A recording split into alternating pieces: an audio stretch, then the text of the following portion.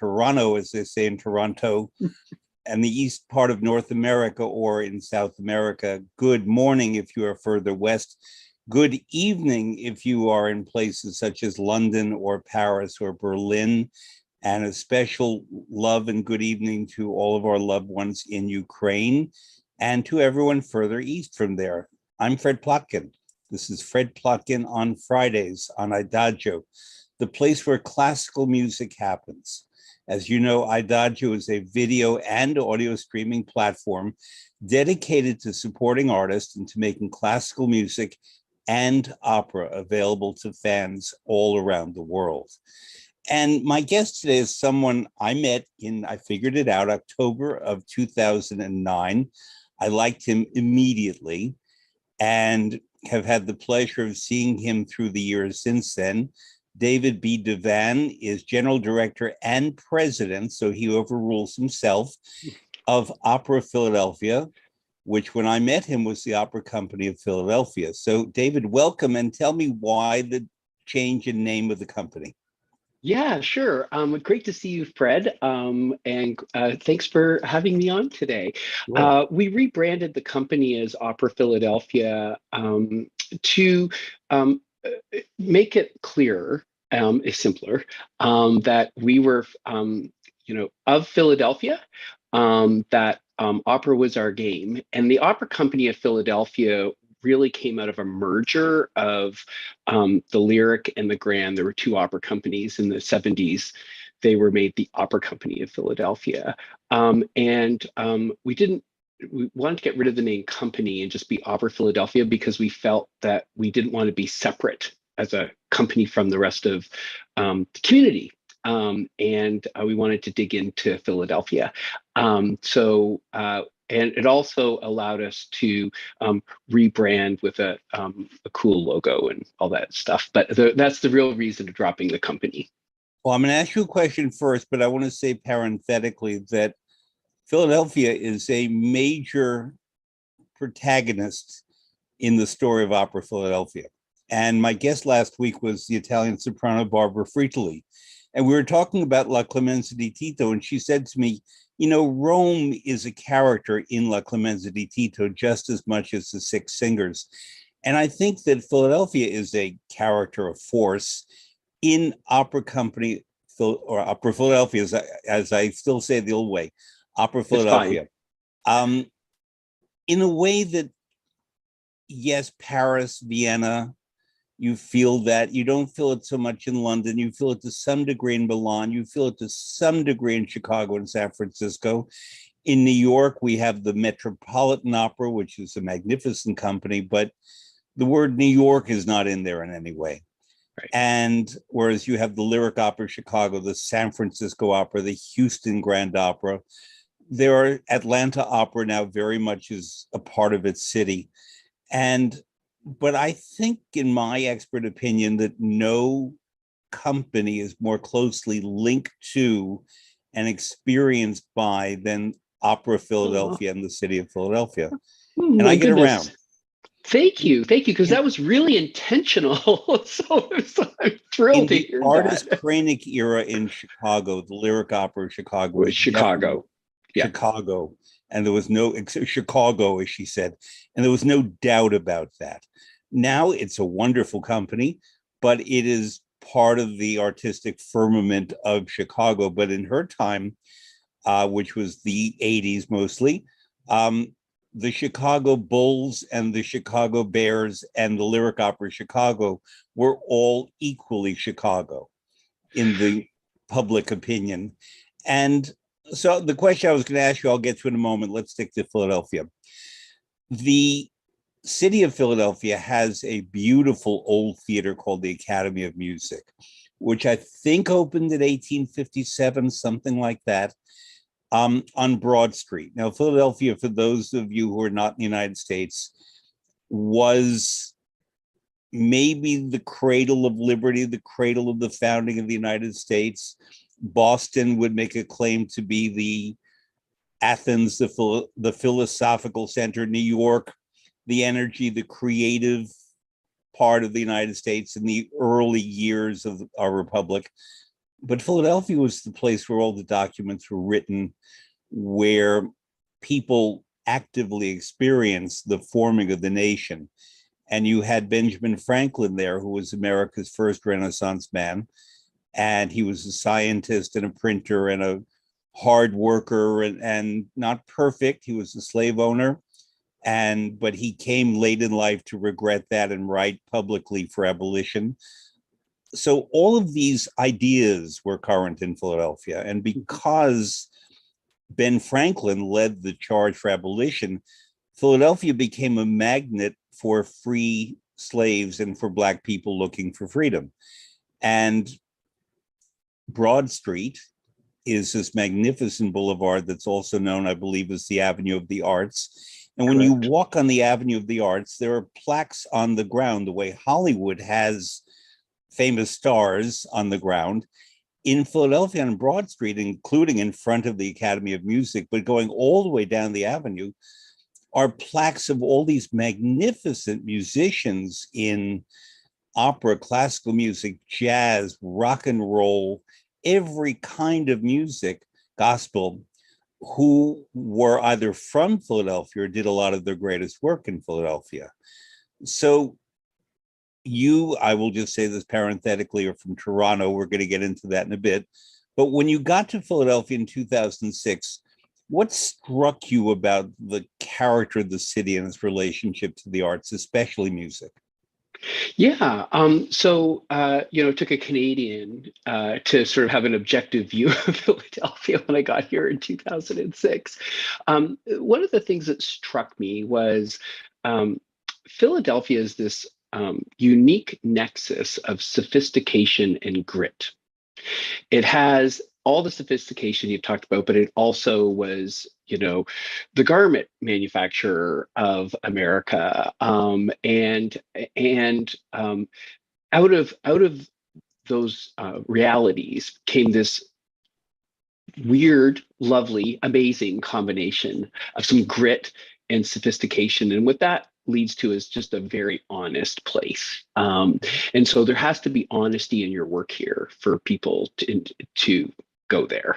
The other thing I really noticed was that, and this is coming as a Canadian into the country and in Philadelphia, was that, there's just this, in America, there's an unwavering commitment to progress, for good or bad progress. And I felt the company was out of step with that kind of thinking. And so that's really what wired us together for Opera Philadelphia. When you say that you feel that we're really part of Philadelphia, it's those three things that we really tried to knit together in our work. We wanted to be seriously progressive and have this honest commitment to sophistication, but also not be afraid of grit and sort of a realness and a discovery. And so those were kind of my three observations. The other thing that happened when I came to Philadelphia is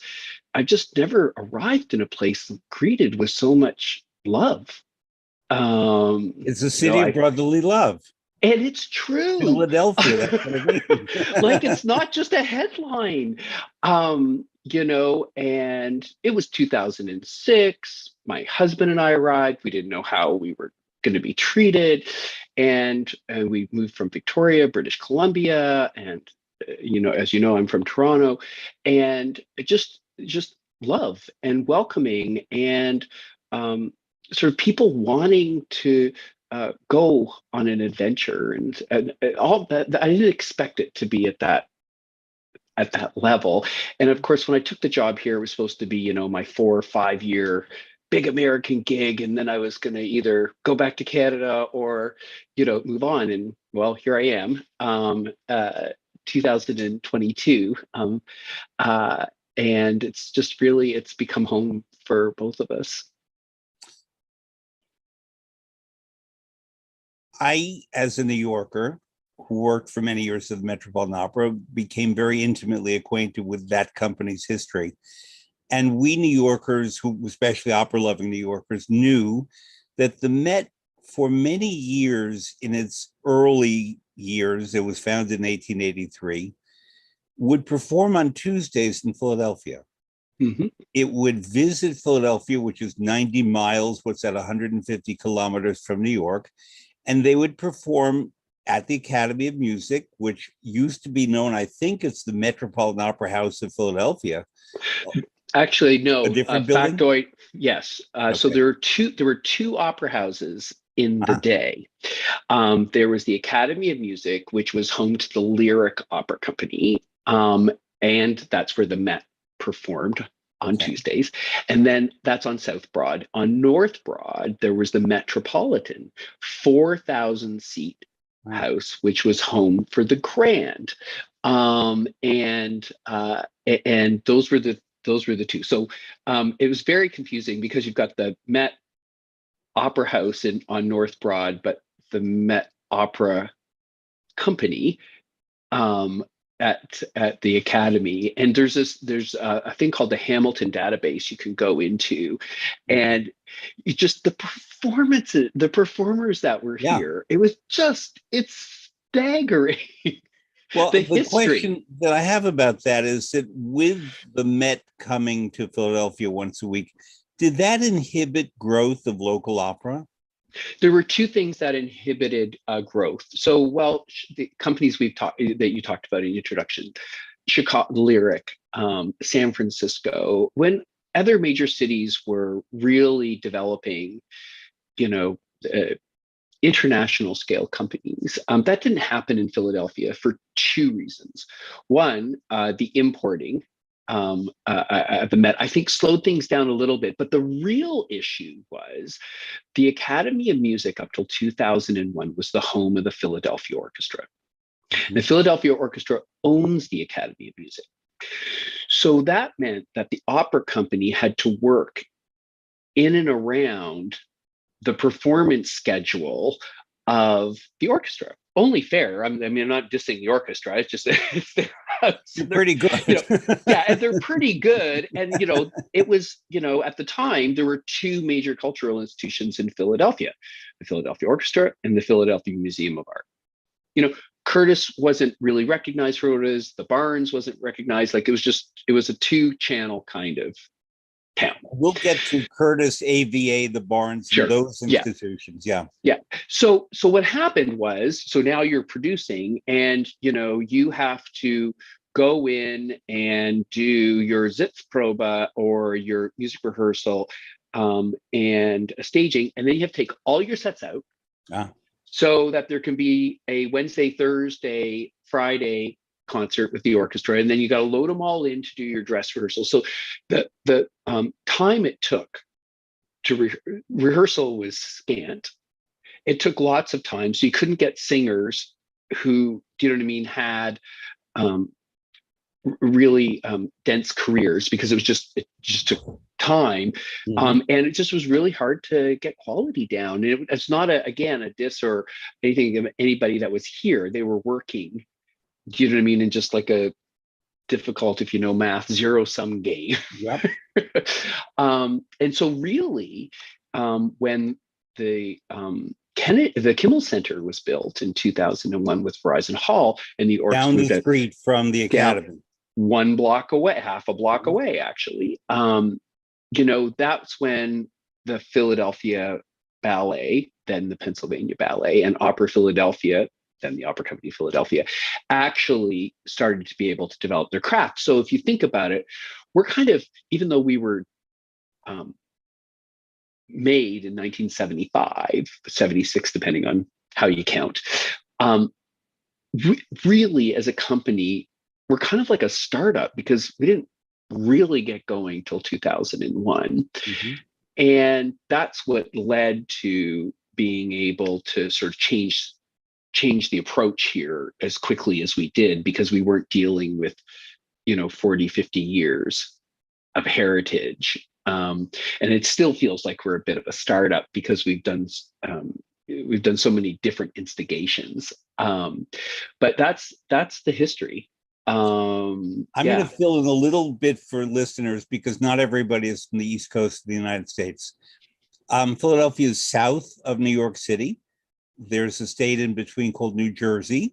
And southern New Jersey is part of the Philly metro area. Northern New Jersey is part of the New York metro area.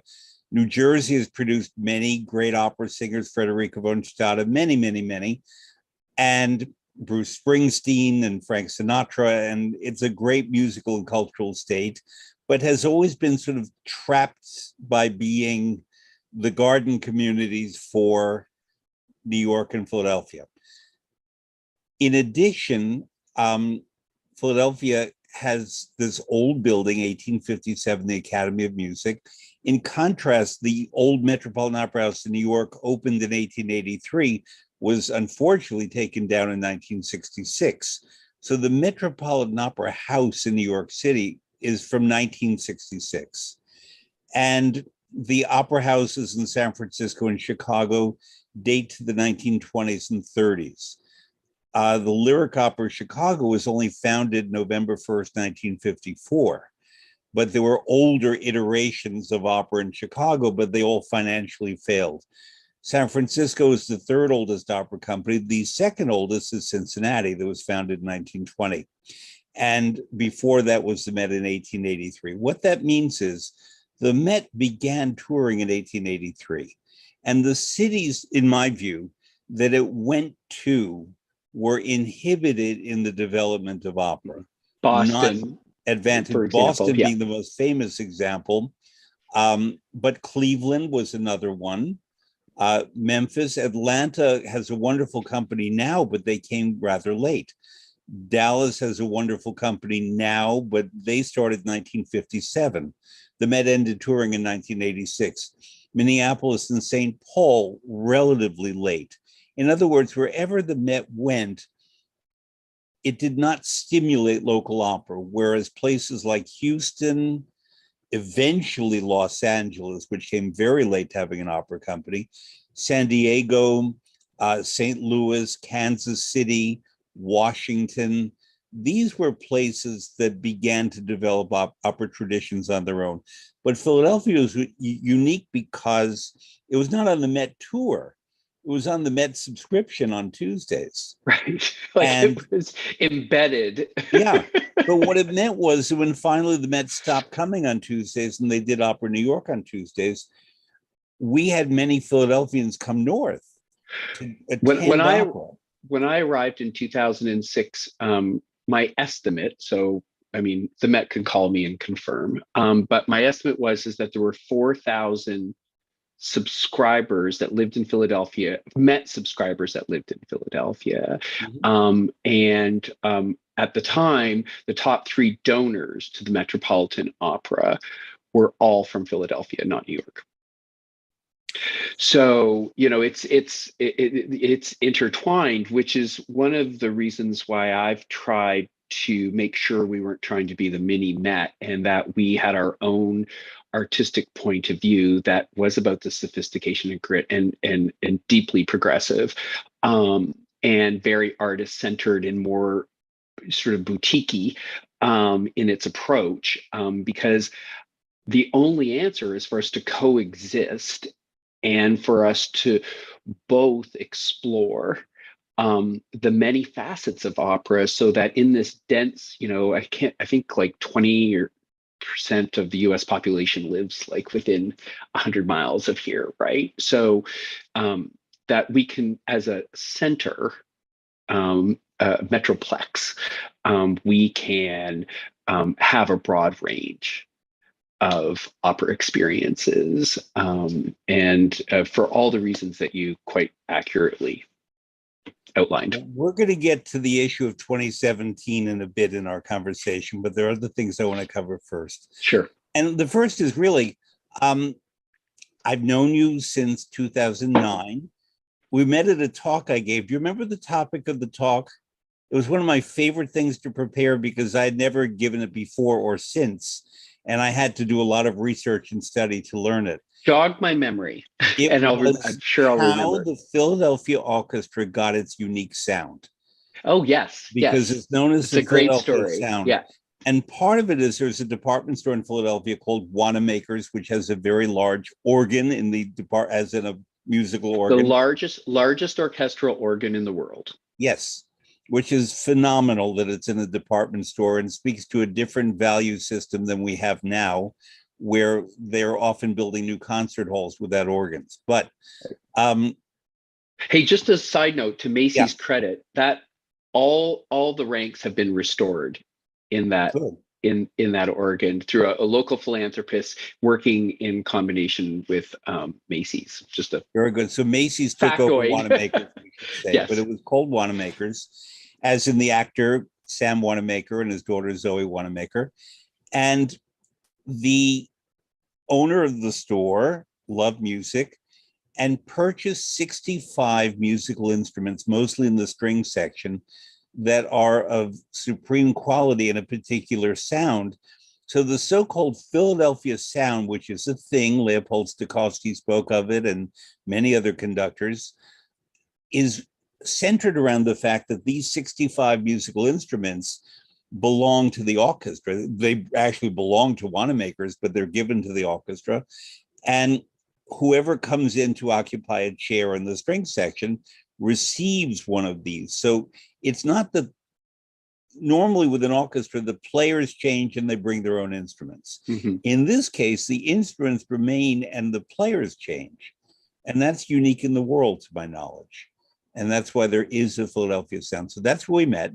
But in all these years, I've never asked you the basic opera worker question that I find out from most people is, I know you're from Toronto, as they say. How did you get into opera? Yeah, so it was through the Canadian Opera Company. So I actually have a business degree, an undergraduate in finance and math. And you know, because you follow my Instagram, that I was a competitive figure skater a long time ago. And so spent a lot of time in a dance studio as well. And when I was done school, one of my professors said, you should go work in arts administration. And I went, people make a living at that? Wow, how cool. So I got a lead from the editor of the National Orchestra newsletter happened to teach at my college and at my university, and set me up with an information interview at the National Ballet of Canada and the Opera Company of Canada, or Canadian Opera Company, sorry. And I went to the COC, as they refer to themselves, and I got hired. They were trying to build the ballet opera house, and I got hired as the math guy. And so by Donald Lincoots, who's director of administration. So I had never been to an opera. This is in 1989. And I'm like 25. And I go to two operas. The first one was Un ballo in Maschera. And I was like, this is horrible. I can't believe this is what I'm going to do. It was the Boston edition. It was from another era in terms of just, you know, the theater just wasn't there. Musically, it was fine, I guess, but it just didn't hit me. So then was this at the O'Keefe Center? It was at the O'Keefe Center, yeah. Okay. And this would have been under Lot Fema in Surrey. Brian Dickey was the general director, who we'll get to him in a second because he's a big part of the story. But this was from the Lot Fee sort of production library. But the next week, I went to a new production of Bedama Butterfly with Yoko Watanabe in the title role. Susan Benson designed. Brian McDonald directed this beautiful contemporary Japanese, not a cherry blossom in sight, all focused on a character. And I was just a mess. And I was like, okay, good thing I got a job here. And I went to, and then within 6 months, they made me the director of marketing. So I went to Brian Dickey and I'm like, hey, I kind of want to make opera my thing. So can I get seconded to every artistic department over the next 4 or 5 years, and I'm yours for 4 or 5 years? I'll work my 60, 70 hours as a director of marketing. And on top of that, and so he said yes. And he's been my mentor ever since. For those of you who don't know Brian Dickey, he was the general director of the Canadian Opera Company. Before that, he was at Glyndebourne, and then went to Chicago and ran Chicago Opera Theater. And he's the reason I'm a general director. That's how I not only fell in love with opera, but I learned the craft of opera. Got it. And a very unusual entry point. And of course, the Canadian Opera Company is a substantial company, so the departments all had resources. Yeah, that's my entry story. I'm one of those Americans who adores Canada and goes as often as possible.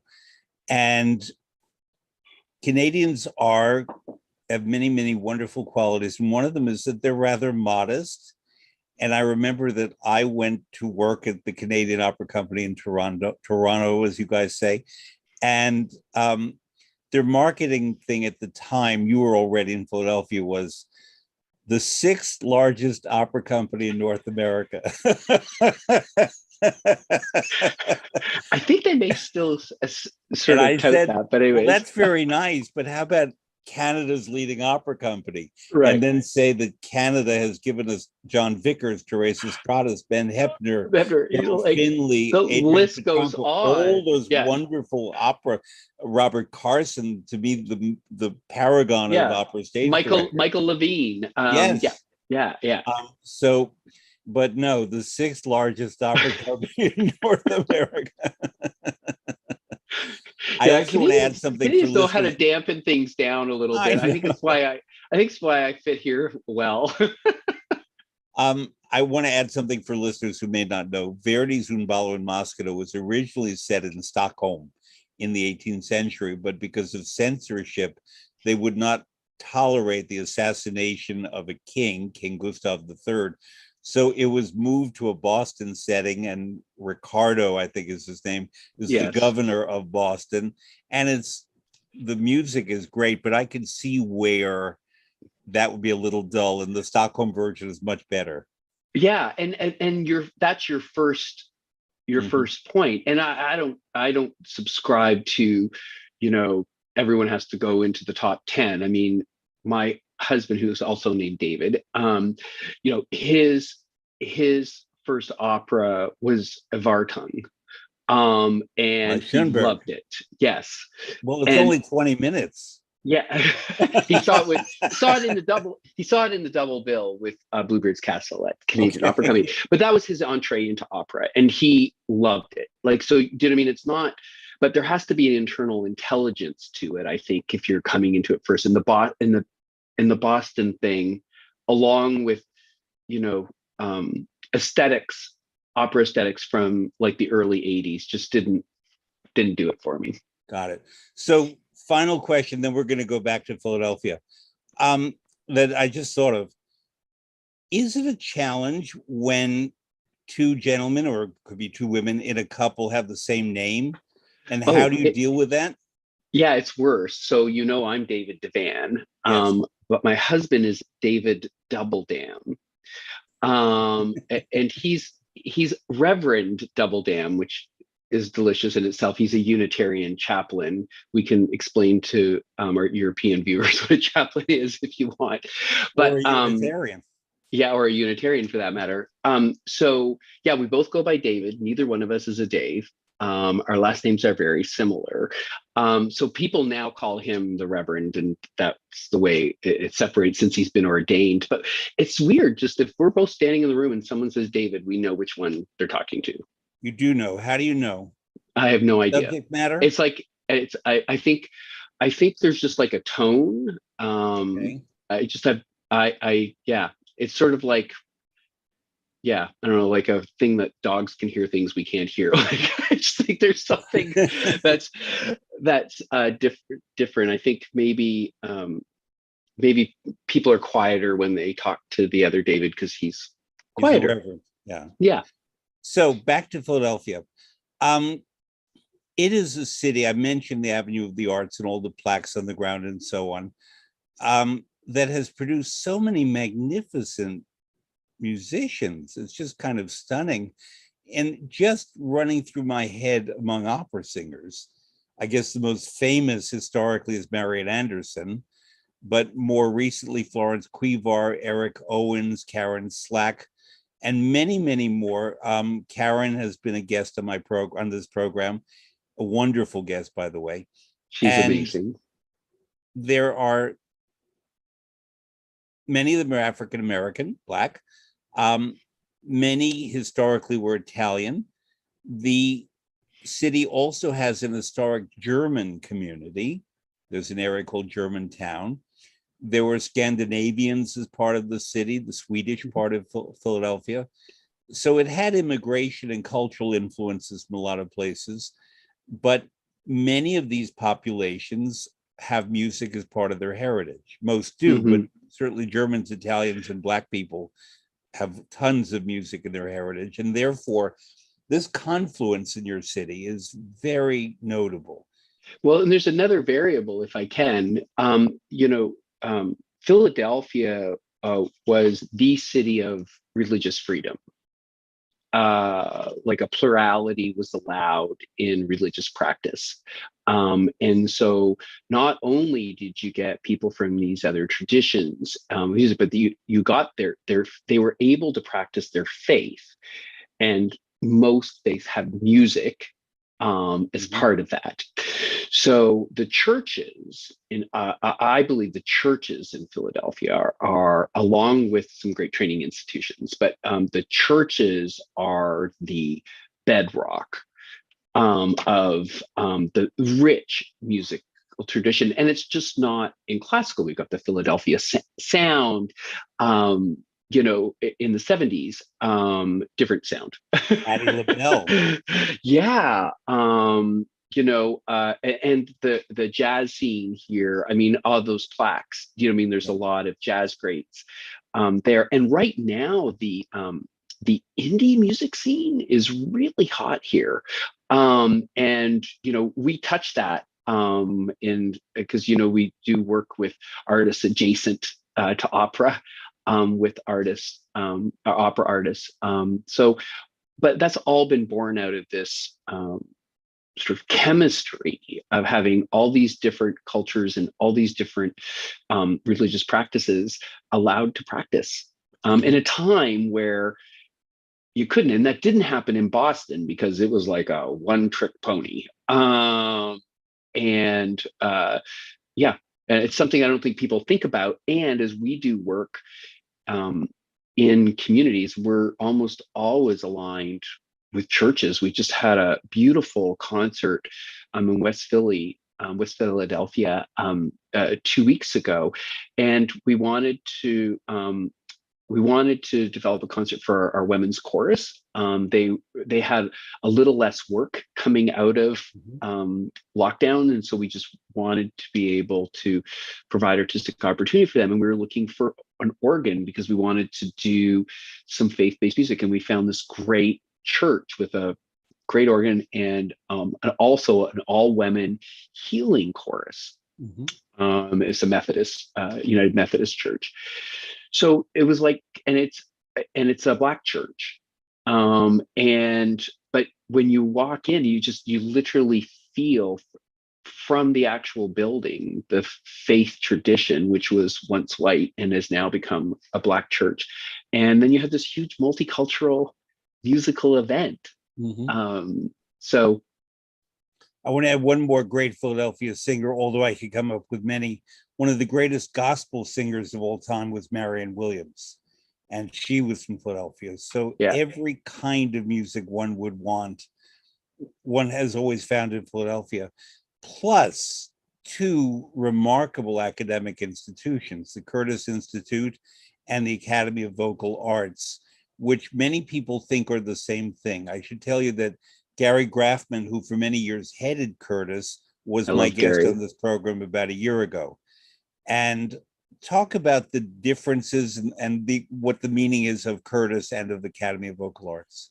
Yeah, sure. I'll refer to just the opera program at Curtis Institute of Music because they have the orchestral program and the composition program. Although we've had commissioned by two composers from the commissioning program at Curtis, but the opera theater school is what I know very well, and you know.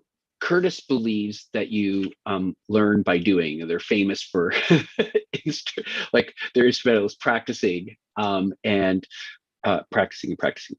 And so one of the things that distinguishes Curtis from many others is just the amount of production, the breadth of repertoire, and their commitment to contemporary music. But I think where you go to Curtis to get an undergraduate or a master's or graduate degree, and so they're a degree granting program, and so they're very much a conservatory. In that way, and so they get artists that are in that tradition or at that timeline. And the interesting thing about Curtis is they don't the opera doesn't actually have voice faculty that the singers get to choose the teacher they want, and Curtis covers it. And then what they do though is they look after all the other stuff that needs to happen for an opera singer to be an opera singer, because it's not a concert. There's a lot of other things that need to happen. So that's Curtis. The Academy of Vocal Arts is exclusively for opera singers. So the title Vocal Arts.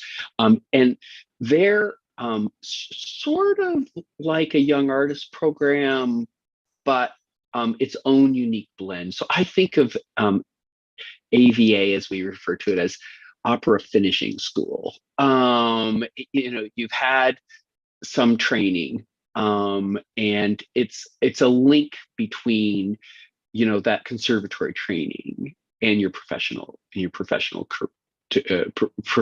career. And some people go to young artist programs. I think AVA is distinguished because it's still a school, and it's schooling people. They're not called students; they're called resident artists. So they're sort of post-conservatory for that reason.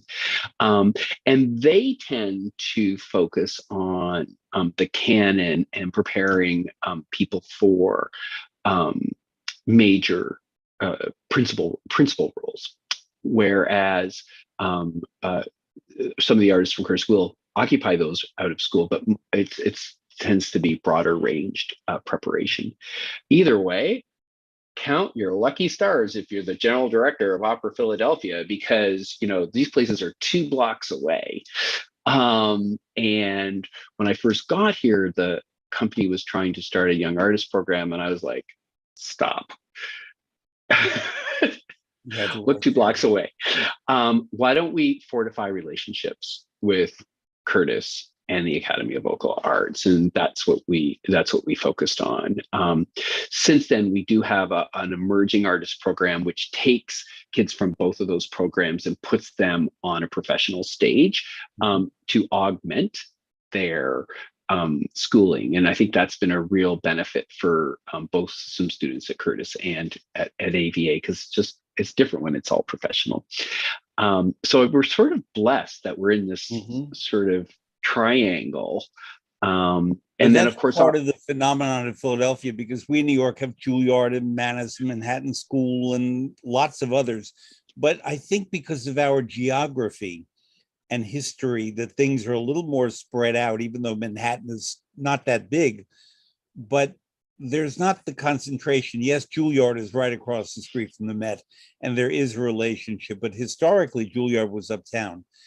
And there are so many young people here studying opera music, classical music, and every kind of music, that there's not the same sense of concentration that I experience in Philadelphia, that when I walk the streets near the Academy of Music, I stumble over young singers. Yeah. It can take you 20 minutes to walk 3 blocks because you're just going to know that, and everybody knows everybody. There's like 1 degree of separation because we are, Curtis is 3 blocks and AVA is 4 blocks away from Opera Philadelphia, and it's all around Rittenhouse Square, which is a major sort of cultural part of the city. So yeah, And we're there's really federal blessed. donuts in between. Yeah.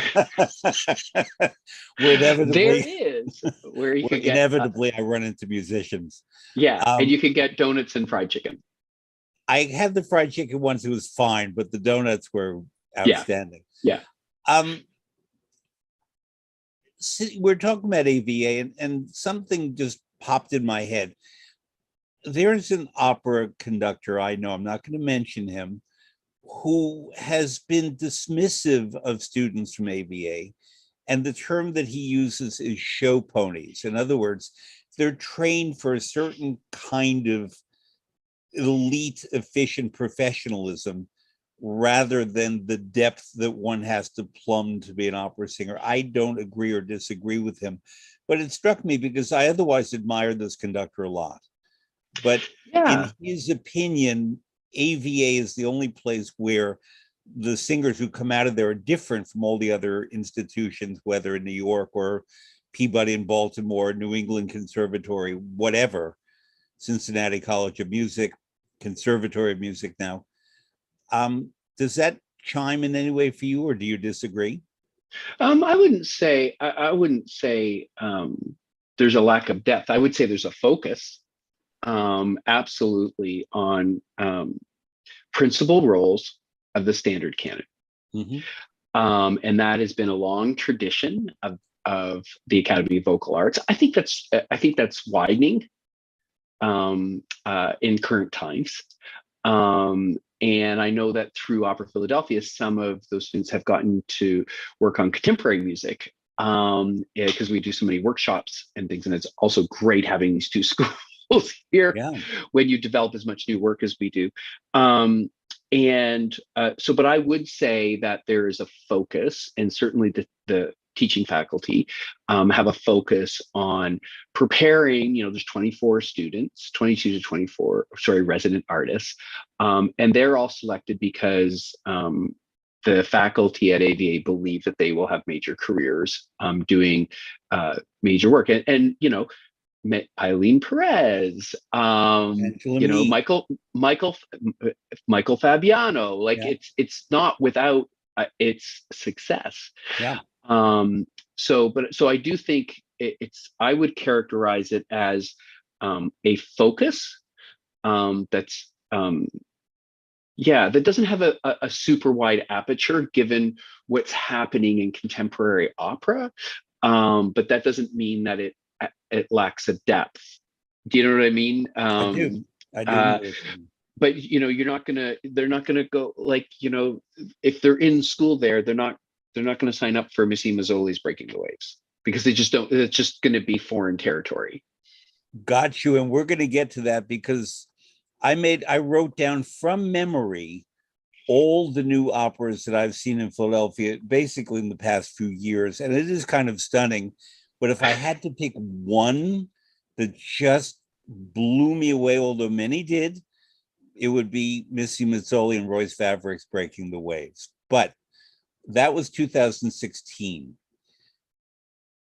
I said to you a few minutes ago, we're going to get to 2017 in a moment. So we're at that moment. You arrived in 2006.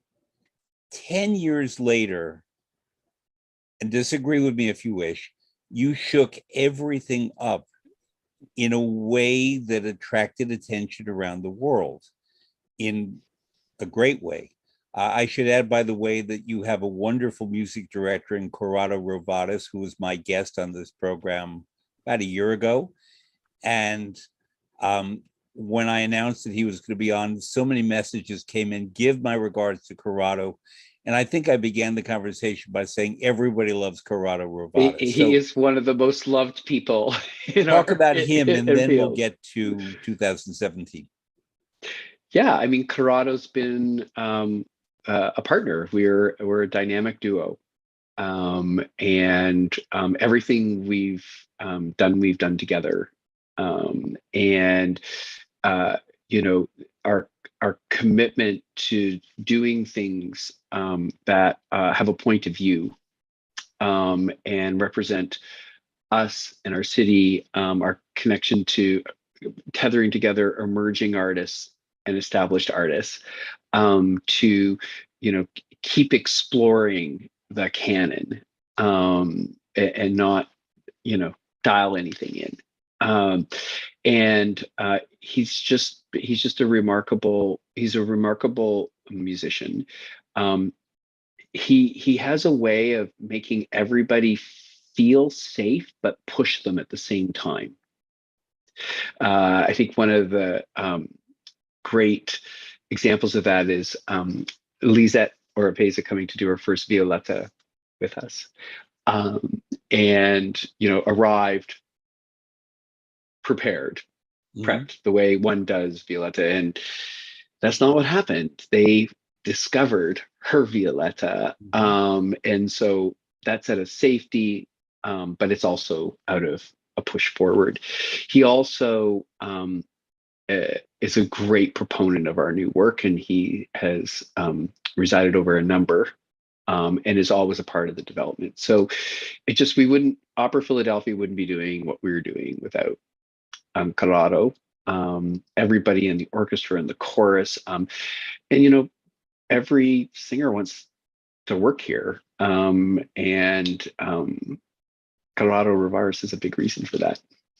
So for listeners who don't know, he's from Bergamo in northern Italy, which is the hometown of Donizetti, and certainly could have taken the path of being a proponent of bel canto, which he is, and stick to that. But nonetheless, he has conducted a huge range of works, including the development of new works. Now, I remember that I had a conversation with you probably 7 years ago now. It's hard to tell with the pandemic, time kind of collapses. And you just told me that you were planning to shake things up in 2017. Now, Breaking the Waves was 2016, which already to me was shaking things up. It was the best opera performance I saw that year. And I wrote about it at great length. And it did win the Best New Opera of the Year from the American Critics Association. And it deserved it. And it was an extraordinary performance based on the film that starred Emily Watson in her screen debut. And extraordinary film, extraordinary opera. But that was 2016. I had already seen works such as A Coffin in Egypt by Ricky Ian Gordon, I guess, in 2014. So you were heading in Yardbird with Lawrence Brownlee, 2015. So you were heading in the direction of novelty, of commissioning, of new works. But then the year after, 2017, everything changed. What happened and why? Sure. So we decided to rethink our season. And I was doing everything the opera playbook was telling me to do. Increased rehearsal, a broad range of repertoire. We had experimented with chamber opera outside the Academy of Music, because we also have an amazing chamber opera house, the Perlman, one block away. And I wasn't getting the results. Subscriptions were still declining. Donations were okay, but they weren't growing. And so I was doing everything I was supposed to do. And we had the American Repertoire program. And it just occurred to us, and we did some research, that tastes were changing, how people interact with media. And we had a researcher in my office do some research up on the big screen. There was a picture from the last scene of HBO's The Sopranos, and it said, "Your competition is The Sopranos," which is New Jersey, by the way. What's that? That's New Jersey for people who don't know. Yeah, right, exactly. And the researcher is from New Jersey, but the point is media is changing how people, so we started looking at where the growth was of people consuming music of any kind. Festivals one. It was the only growth trajectory across all genres. But we didn't want to start, there's a lot of great summer festivals, and summer in Philly is not like the nicest weather spot to be in. And everyone leaves if you have resources to do in August, and people go elsewhere. To the Santa Fe Opera. There's, great festivals in Europe as well, summer festivals. So we got the idea of, what about if we were to kind of Netflix the opera experience and create a binge opportunity of a wild range of work in a dense period of time that people could just kind of suspend their lives for a little bit and go deep. And so 2016, we beta tested it because we did three things. We did Breaking the Waves. We did a production of Turned Up in the Academy of Music. And then we brought Macbeth in from Third World Gunfight from South Africa that we did at the Prince Theatre. And it worked. People, the connection of those, like, you couldn't come up with three more different pieces if you tried. Well, we did try to make them different and it worked. So, but that was beta testing to get us to 17. In 2017, we, in September, launched our season with a 12-day festival with 5 opera works and 3 other opera happenings, all happening simultaneously in different venues in a 12-day period. 3 of them were new works. And then we continued in February and March with the Stagioni sort of opera house season. And that was the big thing. We decided to be this hybrid stuff. And then the festival just took a different, it had a different kind of torque to it than the summer festival. So that's how we got there. And O22 is coming back. We're a little cautious about people traveling and stuff still. So there's a bit of a lighter footprint, but we've got a new idea for O22 that we're putting into the mix from all our digital and film work. And we're going to embed a film festival in this fall's festival in O22. And that is Black Lodge, which I saw at the Prototype Festival, right? Yeah. Yeah. Yes. Yeah. But in addition to that, we are actually taking entries. We have over 175 entries for cinematic opera from around the world that we will be actually performing, like a little mini Sundance opera festival within the O22 performance festival. And Black Lodge is interesting because the film will be shown, but Timor and the Dime Museum, the performers, will actually be performing it live. Okay. In front of the movie. It's a complete mashup. But anyways, back to 017. So I want listeners to know that O is your festival. So it's not something in Las Vegas. It's a water show, which there is that too. But... Well, that's why we put the number. Well, there's so many. Oh my God, the branding of this thing, you don't know. The intellectual property concerns. Originally, it was O2. But then there's this big telecom company in the UK, so that wasn't going to work. And there's like the O2 Stadium in London, and we just wanted it to be opera, but opera with an attitude, a difference, this progressive, this sophistication, grit stuff, in a spirited way. And so that's when we got to O, and then we put the year in. So it's 017 was the first one. And we took 019 happened, but 020 and 021 did not. But yeah, and then we did 3. So 017, we did 3, 2 world premieres, 1 new and another new work, and a piece of standard rep, and we did it all over. We did it all over the Avenue of the Arts, and at the Philadelphia Museum of Art, and at what's that? Yeah, we did the barn. We used the barns that year. We've used the barns a couple of times as well. The So Barnes it leads Foundation. to a question. I, who have worked in opera production for a lot of my life, it's hard to get one show up, especially when it's a new production of a new work that's never been seen. And here, within 12 days, you are presenting perhaps 3 new works, plus a revival of Tancredi or Di Zauberflirt or Lucia di Lammermoor, something like that. And in 12 days, in numerous venues, because part of the reason I began our conversation with a sense of geography was Avenue of the Arts. There are several theaters. There's one called the Wilma. It's a woman's name. Yeah, yeah. The Wilma Theater. It was right across the street. That's where we shall not be moved. Another wonderful thing. But We Shall Not Be Moved was David Bernard. What was his name? Daniel Bernard Romaine, Mark Babuti Joseph, and Bill T. Jones, and we developed it here with the, and then it went to the Apollo, and it's starting, and it's been to Amsterdam at Opera Forward Festival, and it's got about 3 more outings this coming year. It's really starting to pick up. But the thing is, so also the Barnes Museum, I should say parenthetically, used to be in suburban Philadelphia, very controversially. It's in the city in a new space, and some people love it and some people object to the move.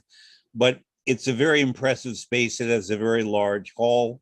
And I think I saw Anthony Roth Costanzo do a one-man glass handle. Glass handle. That was crazy. Kind of where we wheeled you around. And he's going to be my guest in coming weeks. So great. He was just here on Saturday. We did we had a gala. We did Only an Octave Apart with Justin Vivian Bond on Saturday, and then they flew. Justin and Anthony flew to Las Vegas on Sunday morning and proceeded to win the Grammy. We had dueling Grammys because Soldier Songs was also nominated, but we were thrilled that Anthony and the Ignat team got it. So, but therefore, what you are doing leading up to, frankly, in the heat of the Philadelphia summer, is your preparation period to then launch in mid to late September. All of this in an intense period. The simple question is how? Yeah, so I have to do a shout out to the festival in Aix-en-Provence, Festival X. Bernard Foucault, who ran it, is a really great colleague. And again, we had a really, when he was running it, a really wonderful relationship. We still have a good relationship, but we had a functional one. And they also work in multiple theaters, but not in the same density. And so their team shared with us everything that they do. And they, and then one of their senior guys came over and spent time with us. And it was just really helpful. What we learned from that was, a lot of festivals, everyone, your shows rotate. If you're like the stage manager or stuff, we create distinct teams for every project. Everything's distinct. So it has its own production manager, it has its own stage managers, it has its own, they don't even rehearse in the same spaces.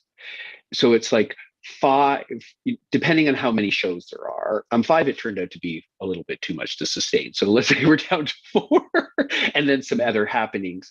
But each work gets its full team. We also, if it's a new piece, we are very workshop intensive, and not workshop that happens in most opera where, it's a performance for the donors. We do like real life workshops. They're closed. It's really space for the artists to create their stuff.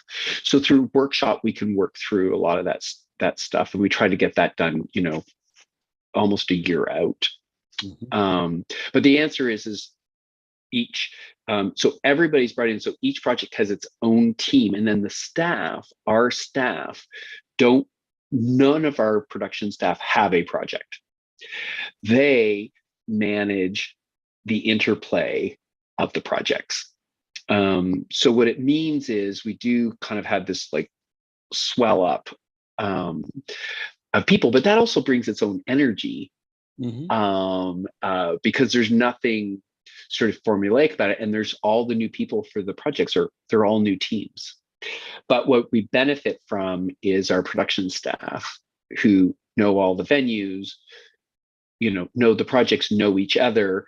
And then for 12 days, we have morning prayers at 9 a.m. every morning in the Academy of Music. And every staff person, including production managers, not the stage managers, because they got done late at night, we go through the next that day, like from beginning to end. Yeah, it's just how we do it. But the idea of this discrete team was the big got it. So the We Shall Not Be Moved team had its own team that was, different than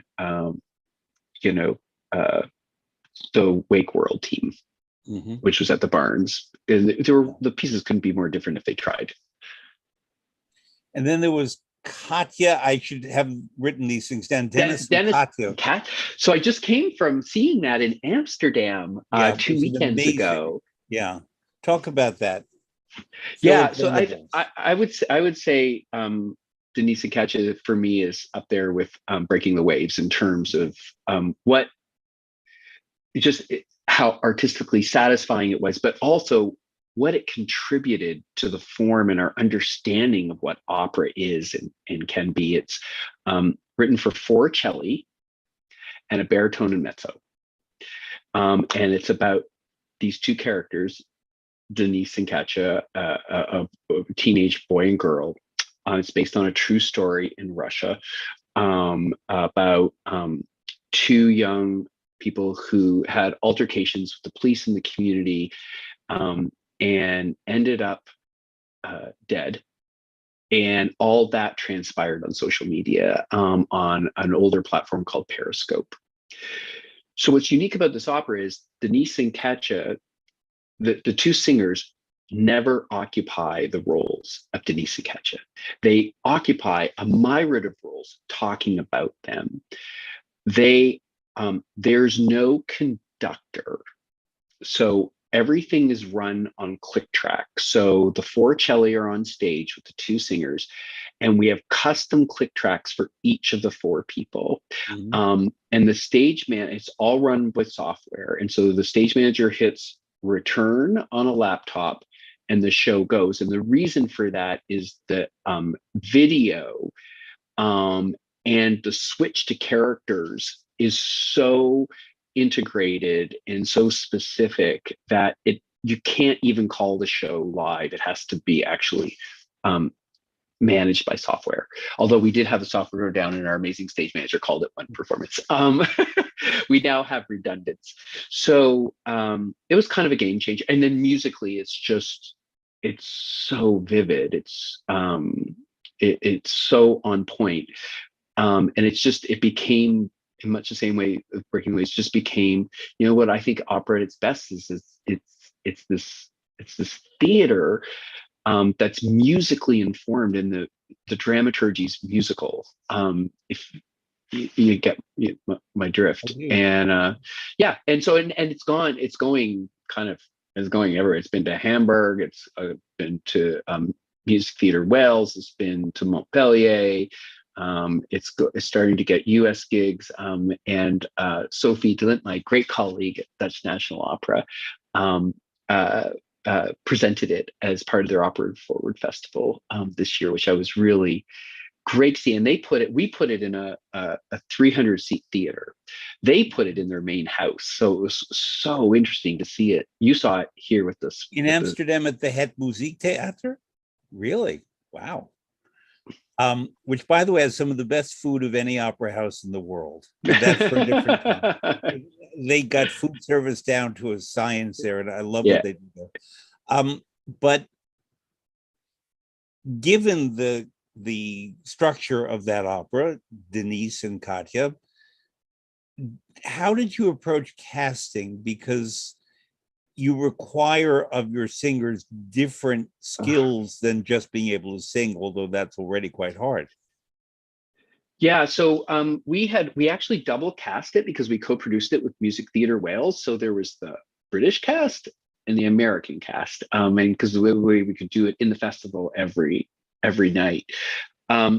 So first of all, we often do this is who we cast for what we want in the workshops, and in this particular one, it was essential because it's just musically so sophisticated and tricky in terms of the entries, and as you know, they just have to be all present. So with us, the mezzo soprano, we knew through Curtis, and we knew she was a consummate musician, and that she would be able to. We knew her because we saw her grow up at Curtis, and so that was kind of straightforward and easy because again, how close we are to everything. And then Theodore, I had seen at Opera Theater St. Louis, and I'm trying to remember the piece. It was a very esoteric, fantastic piece. I'm drawing a blank. I'll Google it while we're talking. And I just came back. I'm like, we gotta hire that guy. And we just were waiting for the right thing, and this was it. And he was amazing.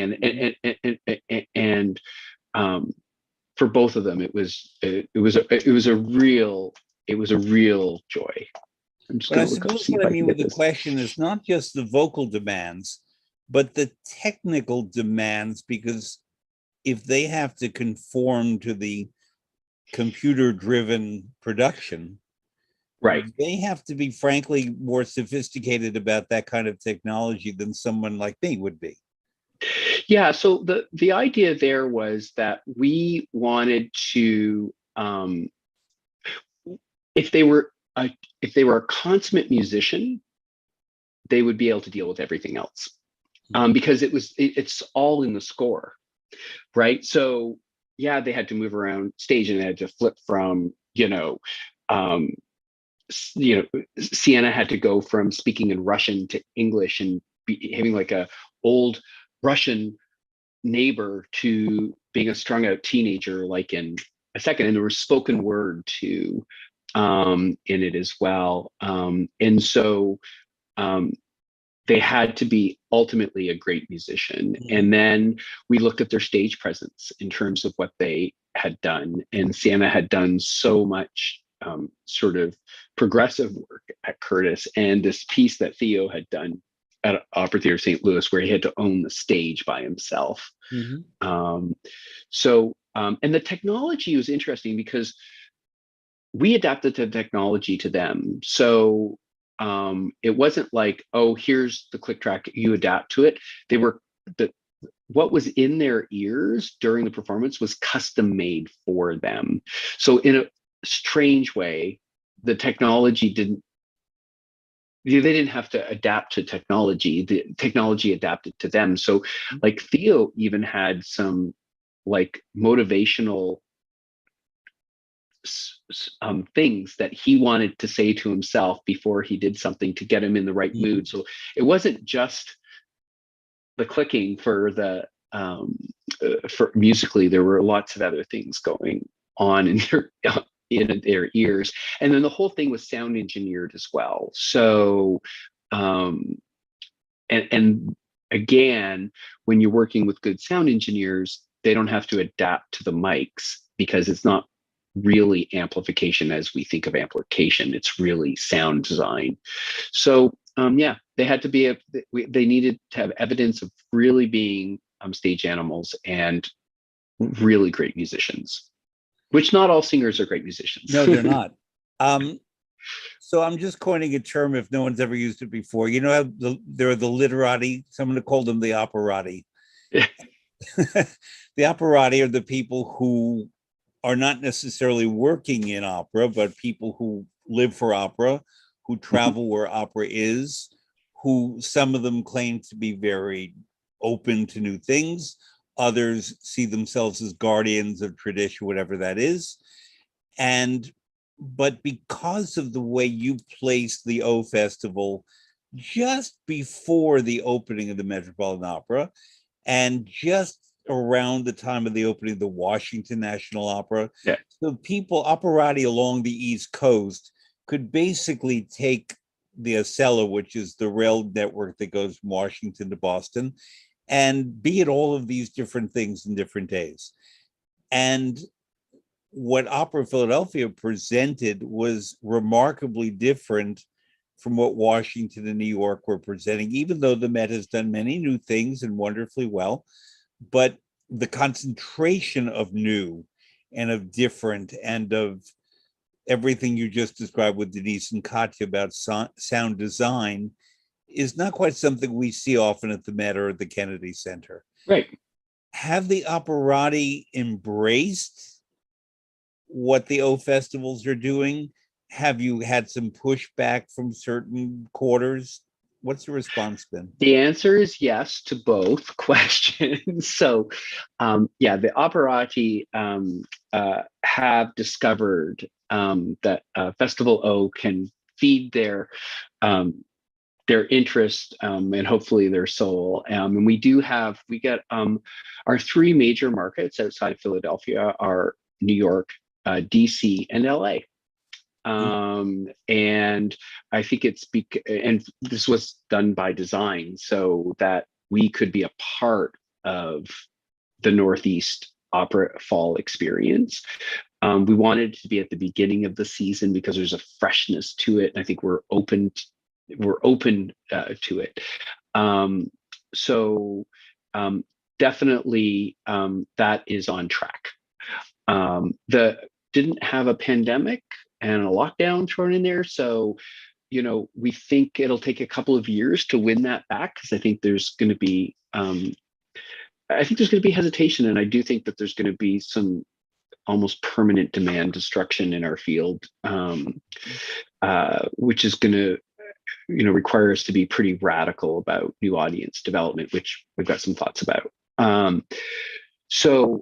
As for pushback, there were some local folk. They don't like the density. They like things spread out. I'd say our progressive stance on repertoire has not gotten a lot of pushback because we've maintained a commitment to the canon. I think for a couple of years, we kind of overstepped the contemporary bit because we were doing all this stuff in the festival. And for example, we had Written on Skin in February. So I think we've sort of retooled that balance maybe a little bit better. So it hasn't been the progressiveness of the work. If it's been the density for longtime subscriber folk, the density that happens in the fall. And so we've just decided that, both are going to have to coexist. So if you want to subscribe, you don't have to come to the stuff in the festival. We've got stuff throughout the season. But we also have one of the youngest audiences, and we're seeing a great deal of diversity in our audience as well. And that's happening around the festival, the new work, and some of our canonical pieces like Midsummer Night's Dream, or we suspect that'll be the case with the new Bohème that we're doing at the end of this year, that Yuval is directing. So from Detroit Opera. Yes. And so, there's always going to be, if you're trying, if you're progressing, not everyone's going to like everything. That's not our goal. My goal is, even if you don't like it, I want you to be happy we did it.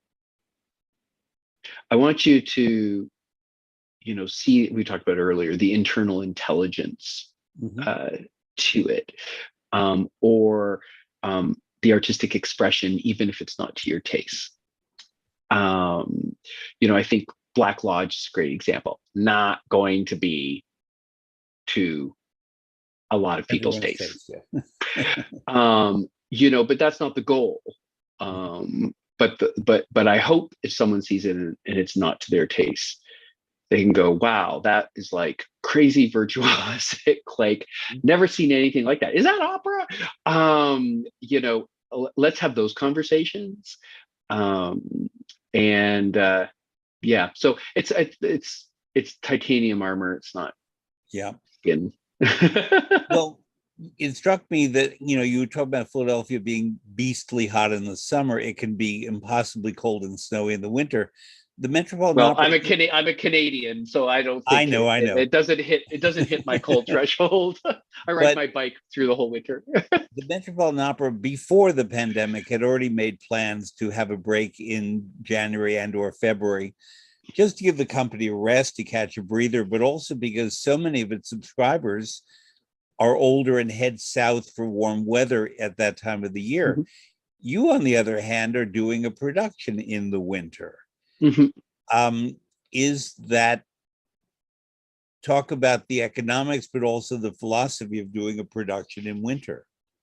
Yeah, so yes, some people leave, but not everyone leaves. It's like a 1%er issue, right? So our thought is, back to where we started the conversation, we are of Philadelphia, not above it. Philadelphia is still here in the winter. It doesn't empty out. And for those people that aren't operetti and aren't the bingers, they're still the network television people. We need something for them. Mm-hmm. And so what we've done to deal with the economics is that we cut back on the number of performances that we do in that middle slot so that we're not overexposed. But I do think it's important that we are part in the community, and we didn't want to be a festival only. We never saw that as being our game, because we did want to have, if you think back to the television, we wanted to be multi-channel in a multi-channel universe and available to everybody. Also, what happens around that and through the years, our community work, we have a dedicated community initiatives department, and that doesn't go away. And having something in the Opera House to tether and be present while that community work is happening is also very important. So I had been to Aix-en-Provence periodically in my career as a visitor, and had the good fortune to work at the festival in 2018. So I saw it from the inside, as you described it. And what struck me was that, yes, it's an economic boon, certainly for the city, and Aix is a beautiful place, but everyone takes a certain degree of pride in the festival, even if they're not opera lovers, and not just because the city makes money. I have found in my visits to the O festivals in Philadelphia in 17, 18, and 19, that many people I would speak to on the streets, at Federal Donuts, wherever, even if they never set foot into the opera performances, were aware that it was going on and took a pride in its going on. And have you found that, as you don't go to Federal Donuts as much as I do, apparently? Oh, I like Federal Donuts. Or I did, actually. I've lost a lot of weight, but I back then used to go a lot more. But in the hotel I stayed at, I would go to South Philly, to the Italian neighborhood, to have some traditional, have wonderful old restaurants there, and have traditional meal. And they'd say, "Why are you in Philadelphia?" "I'm here for the opera festival." They would know about it. And they would say, "They're doing Tancredi, which by Rossini, we don't know it, but it's interesting that they're not doing the Barber of Seville." So therefore, in a place where I'm eating lasagna in South Philadelphia, they're aware enough of the Tancredi is on, even if they didn't get to see. So talk about Philadelphia, the character, but also the way the city has echoed its experience back to you, even if they're not operati. Yeah, I mean, one of the things, we get a lot of press. I think first year, no, the second, by 2018, we were hitting 1 billion media impressions. Like it's bonkers. And I think Philadelphia, because it lives in the shadow of New York, can naturally have a bit of an inferiority complex. And so I think the fact that O is as progressive, that, you know, you can open up the New Yorker and read about it, or you can, you know, see opera journalists writing about it on your social media feed, and it's been something that we've been able to be buzzy about, not in an empty way, but because largely, I think, because we do these, like the We Shall Not Be Moves or the Denise and Katja, these Black Lodge, these things on the boundaries of what people think opera can be and who it represents, creates a buzz, and then the buzz gains some attention. And when people outside of Philadelphia are writing about Philly, well, then Philly's like all about you. So I think there's kind of like that weird chemistry. The other thing a festival does, especially, and you've alluded to this, the city is quite dense. So, you know, it's easy. We put up a lot of banners, like, so, you know, something's going on. And, you know, like in 2017, we had 420 technicians and artists here. Like, you would walk 2 blocks, you know, or 2018 when Flicka was in Sky on Swings, you'd like be walking down the street and Frederick von Stade would be running into, and then you'd be running into somebody else. And it was just, you know, there's just, you would see people on the street just talking. And if you were the donut shop, you knew something was happening.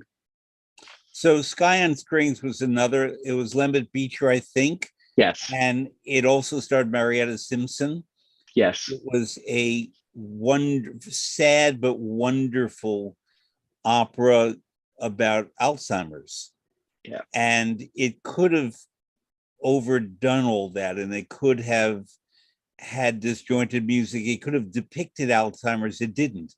It depicted the experiences of 2 women who were different phases of their disease. And well, yes, it was very sad, especially if anyone has known someone afflicted with Alzheimer's, as I have. But it never felt cheap. It never felt manipulative. It was a very beautiful opera. How did you develop that opera? Yeah, it was Lembit's idea. Lembit had been working, he's a composer in residence. He'd been working in memory. He'd been really interested in that. And we were talking about a commission, and I said, why don't you lean into this? Why don't you?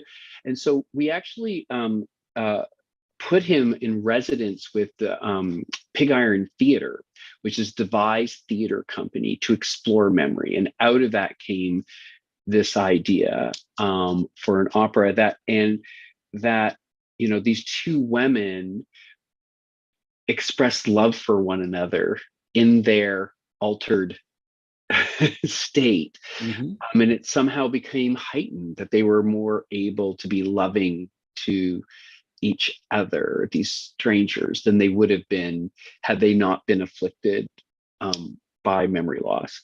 So that's really, and then putting Joanna Settle along with it. And so Lembit wanted to do that. Then we found Hannah Muscovich, who's Canadian, as librettist. We hire more Canadian librettists than any other company in the world, I think. Royce is also Canadian. And then they went to Joanna Settle, and Joanna was, and then they went to Halifax and worked for 3 weeks together in a colony, an artist colony. And that's when they really hammered out the truth of the piece. So yeah, the answer is we support artists' ideas. We give them the resources to find their own discoveries, and we try to be really good matchmakers at getting people together that will, just like Corrado, be safe but push each other. And I think that's what happened with Sky on Swings. And Flicka and Marietta, it was just a joy for them. And there were lots of in-jokes. Well, they're 2 fabulous artists who are open to the new. Right. And there was a lightness to it too, because Flicka could be like, she kept forgetting her lines, right? And but there was just, we were dealing with this very serious thing, but they were singers of a certain age, so do you know what I mean? And so there was a joy about it Mhm. as well. And that was in our 600 seat theater. And I think one of the things that we've been dancing around and talking about this is this, space is very important. Yes, it's our acoustic chamber, but how you relate. So I am not a one house general director. I believe there are things that we can do in our beautiful historic opera house, with 21st century hands. Please make it not look like my grandmother produced it, Mhm. like that it got done today, not updated necessarily, but that it uses our aesthetics and our tools we have today.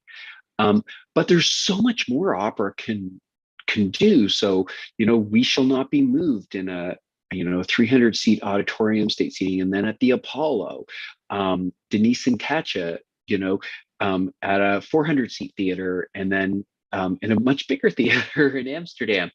But there's some of these pieces like the Sky on Swings. You needed to be in that chamber environment because it was so delicate. The piece was delicate. The Is that where Breaking the personality. Waves was as well? Same Yes, it theater? was. Yes. Yeah, same That was theater. part of the impact, was you were right in front of it. Yeah. Yeah. And so as we move forward, and during the pandemic, with lockdown, which was so significant in Philadelphia. Philadelphia is the most cautious COVID city in America. We know that statistically. We wear more masks. We left our houses the least amount. So producing opera was, been really hard. I mean, Not even Rigoletto. Ubalo and Moscata? Yeah. that's I should have done it. I should have gone back to my roots, right? And And Don done it my Giovanni way. as well. Yeah, and done it our way. With COVID. Anyways, no, but what we did was we became sort of, following the media, we became like the HBO of opera with the Opera Philadelphia channel and Soldier Songs and La What You Men and Svadba and, Soldier Songs getting the Grammy nomination. And so it was never meant as a band-aid. So in addition to opera house, let's call it site-specific work that's for the piece, we're going to continue to do cinematic opera that's developed for the screen.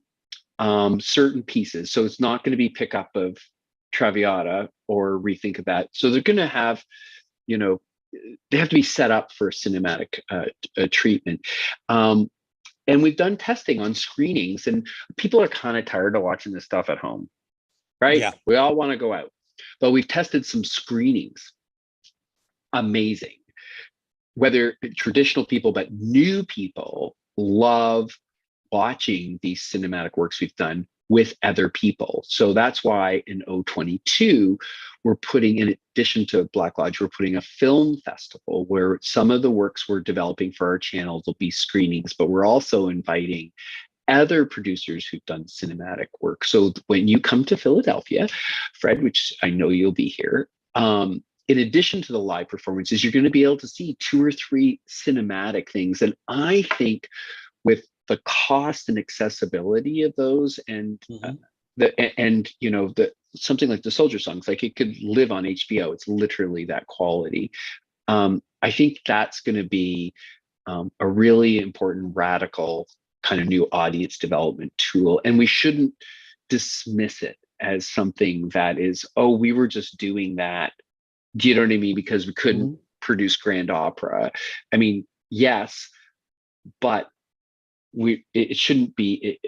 I see it as being an equal artistic opportunity and expression, and all the artists that have worked in it feel that work is as important as anything that they've done, on a stage, because it was the right work for the screen. So we'll do more of that. And this is a beta test. We do lots of testing for the festival this year. Right. But my dream would be, wouldn't it be great, is in addition to coming and seeing the Denise and Catches and stuff, and we've got a bunch of, this season we don't have any world premieres because they all got messed up with COVID, but we've got a bumper crop next year. We got Okay. one next year and a bumper crop the year after that. Um, but in addition to that, and seeing stuff can, that you also felt like you were at Sundance of Opera. Like if that all came in one, I think that's like another, oh, look at what's happening here. And it's not what's happening in New York or DC, not because those things aren't great. They are great. They're just different. I like that tagline of the Sundance of Opera. That makes a lot of sense. For people elsewhere, Sundance is a festival in Utah founded by Robert Redford that has worked in bringing in new producers and independent people who are not part of the Hollywood system. And many of the films that premiered at Sundance wind up winning Academy Awards. So I'm going to pitch you an idea, but I don't want you to answer because we're not doing this in front of the public. But no, I mean, just to think about.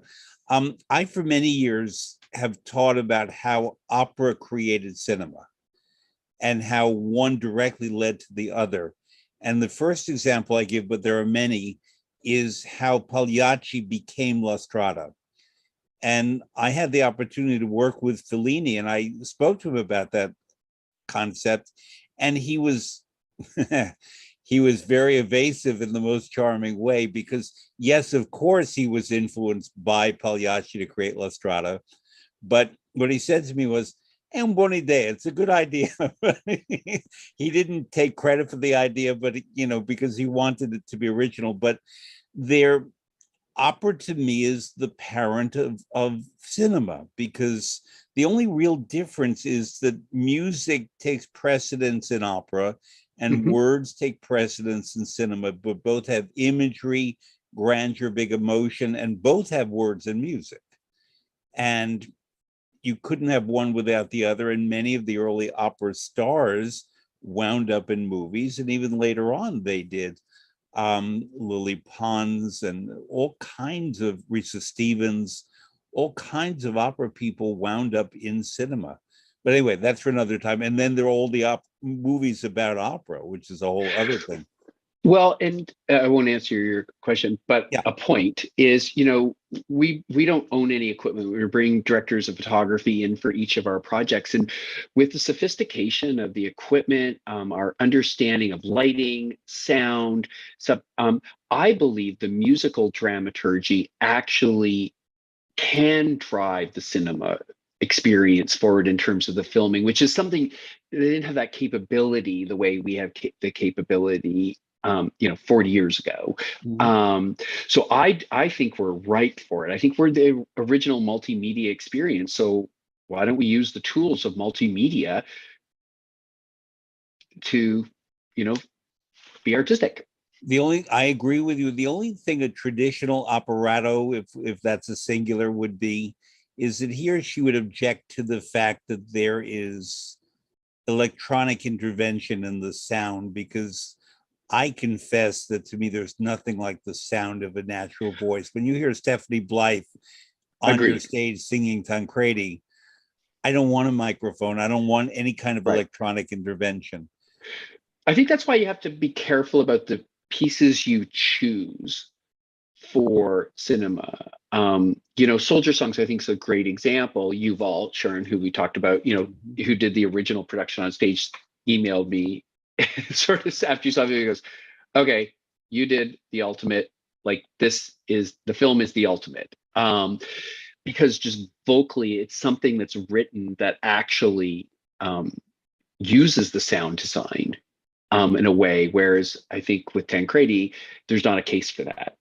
So I think there's, or like even, Our La Voix Humaine with Pat Rissette. Do you know what I mean? Which you had, I saw it live it was sort of in a club in a very sort of trendy part of Philadelphia, where I remember the traffic to get there was impossible. And there was a cheesesteak, which is a Philadelphia food specialty shop just down the street. Yeah. And the crowds, it was quite something, but it was very impressive. But it was a whole other experience than all the other things that you had presented.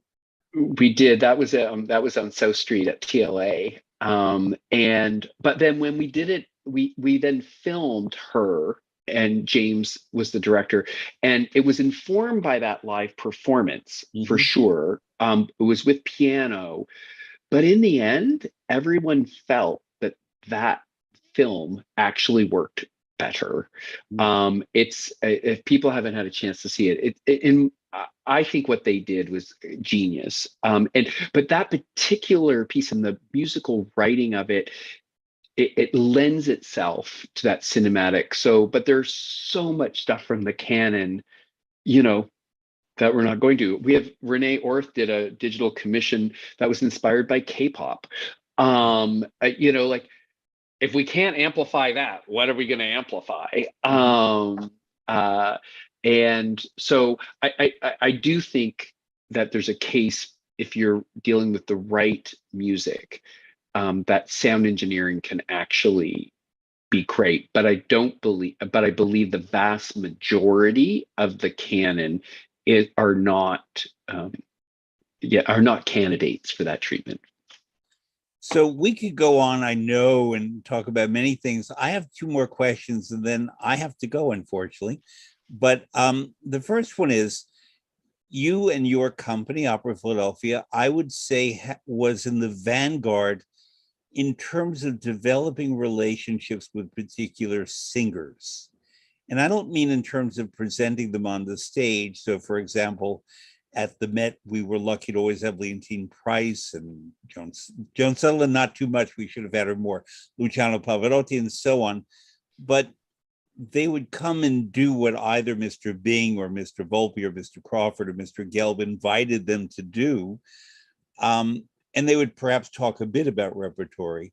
But in Philadelphia, my perception is that you engage with a particular artist because he or she is a special artist, and then you work with them on developing new repertory or repertory that maybe no one's asked them to do elsewhere. Talk about that. Am I correct that you were in the vanguard with that? Okay. Yeah, our approach is there are artists that we feel have something really to add to our genre, our artistic practice, our world. And we work with them to do what they want to do. So it's not an invitation that Corrado, Ravaris, or David Devan are. There's like, let's have a conversation. That's how Tancredi happened. Because Stephanie, we have a relationship with Stephanie. And then that led to her working with the Bearded Ladies and whatever cabaret. And then she's got this whole cabaret act, because that's where she wanted to go. And another example is Anthony Roth Costanzo.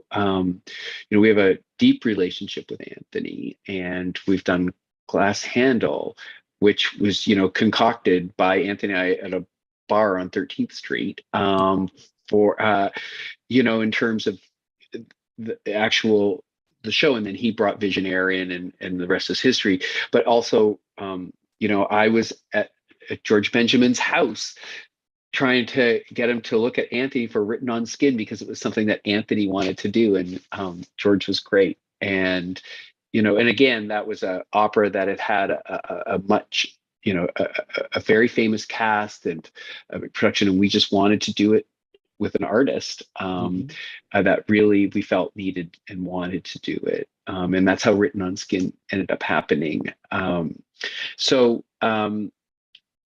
he also, Anthony, it started with Henze's Phaedra, yes. Which was really, I think, the first thing we did that it was like, here we are, it's it's gonna be all right.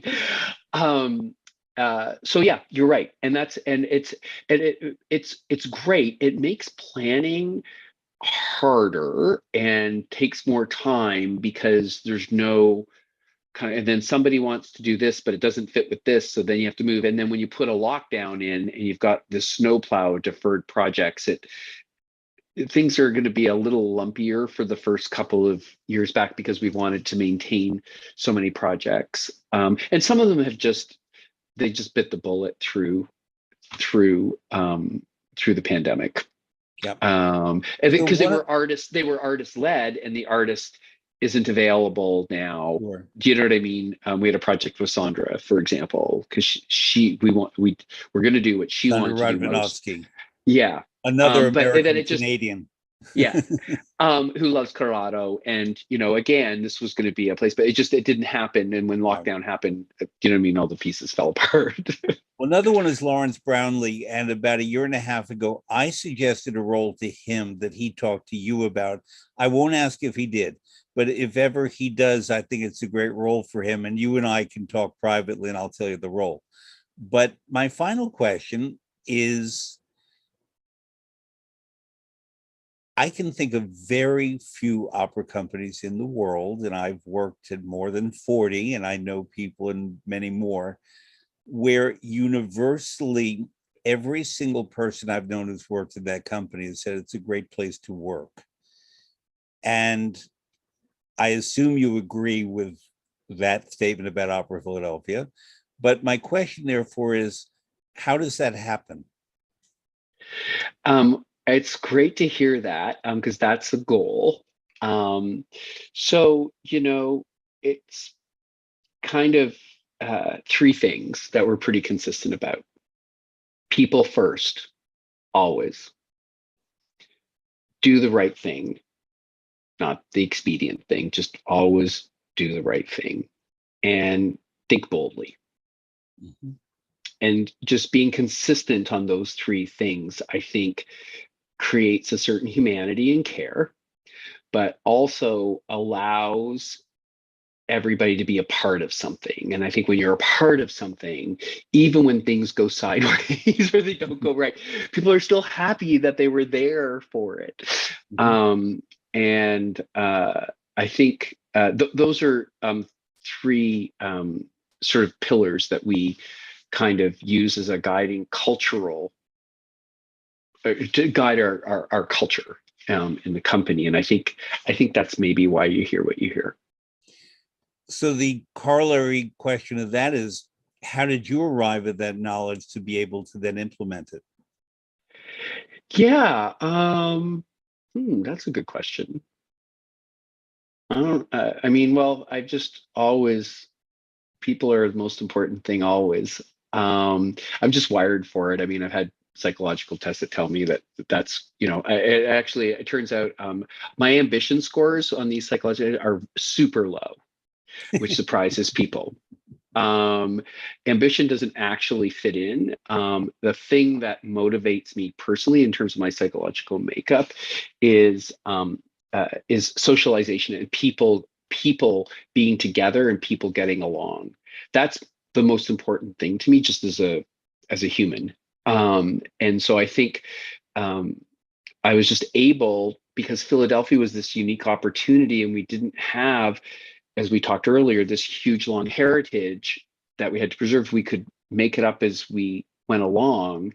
It allowed for those ideals to come. And then, then I got some coaching and, Mm-hmm. some, and I've had a couple of really good board people that have really helped sort of hone that kind of thinking. And in fact, it's a recent board member made the observation that I just said.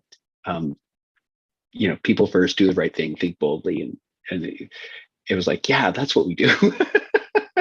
I think I will have to do a program with a board member from somewhere to talk about the role of board members in the success of an arts institution, especially in the United States. I've seen companies that have had rotten boards, and it becomes reflected in the culture of the company. I've seen other companies have a superb leader of the board, even if the rest of the board was mixed, and the results are very good. But you really cannot, in America, maybe Canada too, but certainly America, have a successful arts institution if you don't have a very enlightened, industrious board that knows when to lead, but also knows when to stand back.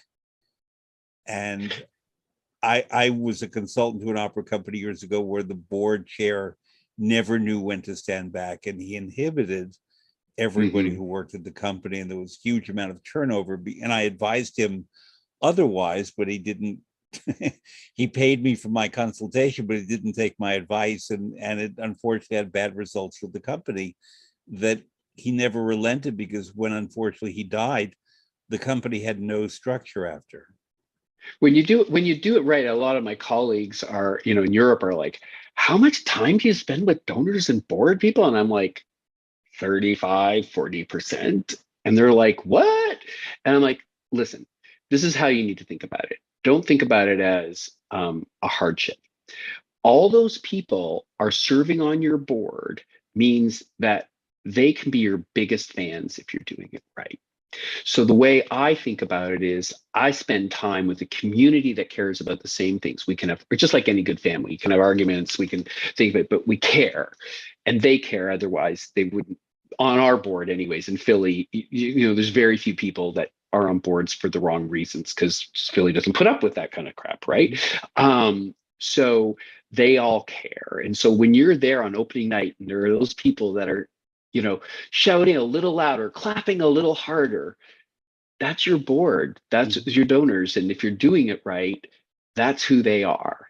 And they're excited and that will emanate out.